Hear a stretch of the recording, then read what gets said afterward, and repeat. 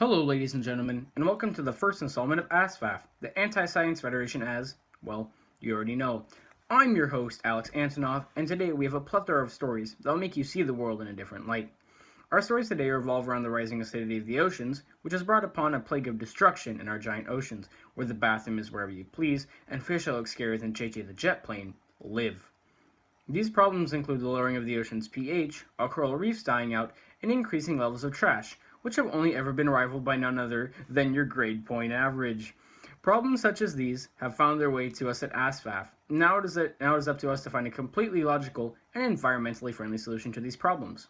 Now, I'll pass it over to our highly esteemed and world-renowned oceanographer, two-time winner of the world's Sexiest Man Award, and the recipient of 8 different Nobel Prizes, a man who needs no titles and most certainly not any further introduction, the man, the myth, the legend himself, Siddharth Mohan, live on the scene in the middle of nowhere in the North Atlantic. The coast of the Atlantic Ocean. For many years, the pH of the ocean has been close to 8.2, which means it is slightly basic. But since the Industrial Revolution, this number has risen exponentially to 8.1. This number will fall as more carbon dioxide enters the ocean. As the Anti-Science Federation, our solution to this world-destroying problem is the addition of a base substance, such as soap or bleach, at a mass expense to counter this phenomenon. And now, a message from our sponsors. I, Mr. Clean, fully endorse dumping soap into the ocean. Get extra tough on acid. The addition of bleach and soap into the ocean kill the fish? Actually, the fish will quickly adapt to the bleach in the ocean. It's not what evolution is, and it'll prevent overpopulation. In addition to the horrible acidity, there is also an increase in ocean pollution. This stems from the carelessness that many people have.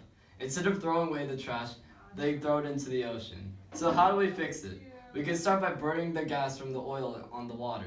This will clearly spread across the ocean and burn every single piece of trash that there is. What could go wrong? And now, a message from our sponsors. Some people would ask, why would we burn the ocean? Well, the answer is simple. Here at Oil Spill Response, we believe that by simply burning the oil and trash, we will be able to end trash pollution in the ocean. Of course, we would also add extra oil into the water to ensure that all the trash burns. When you burn oil and trash in the ocean, wouldn't that cause carbon dioxide levels to rise as well as the water level rise? Yes, it will cause the water level to rise, but that will simply create more habitat for the fish to live and grow in. As far as the carbon dioxide entering the ocean, we'll just add more soap. When the ocean temperature rises, coral starts bleaching due to the global warming hoax. This will affect 90% of the Great Barrier Reef. See, the problem isn't the warming, it's the color. Why focus on carbon emissions when we can simply dye the coral? Now, a word from our sponsor. Hey kids, Crayola fully supports coral coloring because we believe in the power of coraltivity. But some still doubt the ability of crayons to reverse coral bleaching. But simply coloring the coral won't prevent it from dying. That is not what I see. Okay, but won't the Crayola simply disperse into the water? And how would you even color all the coral in the entire ocean? Exactly. The crayons will dye the ocean, and therefore the corals will become colored and stop dying. As we all know, there are several problems destroying our oceans. We may be hard at work trying to solve these problems, but just how can an average viewer like you help? Well, it really is simple. The next time you're piling up the family to go to the beach, don't forget to take a few extra bars of soap and drop them in the ocean as you arrive.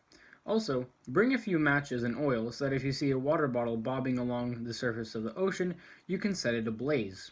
Finally, if you decide to go scuba diving or visit your local coral reef, don't forget to bring some handy-dandy markers so that you and the family can restore the reefs to their former glory. Now for a special thanks to our sponsors, Mr. Clean, Oil Spill Reserves, and Crayola, and viewers like you, helping us not just stay on the air, but thrive as well. That's all for today. I've been your host, Alex Antonov, signing off.